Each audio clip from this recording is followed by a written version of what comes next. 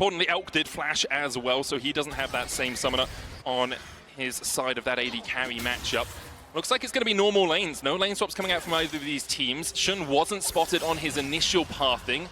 Owner will be spotted when he goes over to the Razorbeaks, as there is a ward waiting for him there. Yep, both junglers going to head full clears down to the bottom side of the map. One thing we've seen a lot in T1 games as well is Keria specifically roaming mid to Faker, especially in these melee matchups.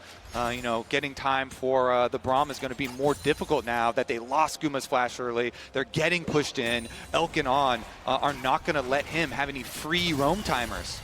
I mean, they're certainly not. You can see the strength of the Ashe in the early laning phase, getting that early level 2 as well.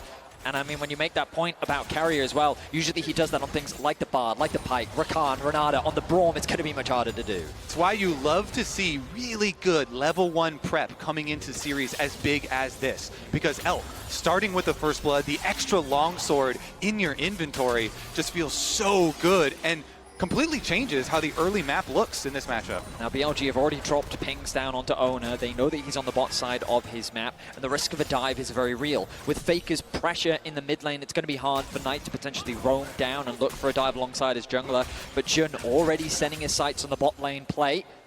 We'll see. With TPs available, there's always the possibility. Notice as well, Zeus walking back to top lane, has the TP available in the event of an early play. Good timing here from Shun to come down and place the ward early so that Elk and On can continue applying pressure on the bottom side before going back for his Gromp.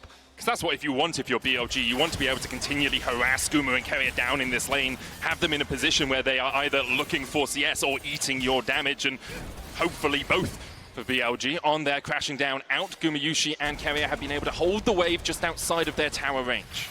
You get the earlier recall there for Owner because he doesn't want to try and contest the bottom side Scuttle Crab because of the pushing bottom lane. So wants to trade, wants to get the top side one for himself. It's going to be a little bit annoying that Bin also on the Rumble is pushing up, and Bin is going down to check out that Scuttle.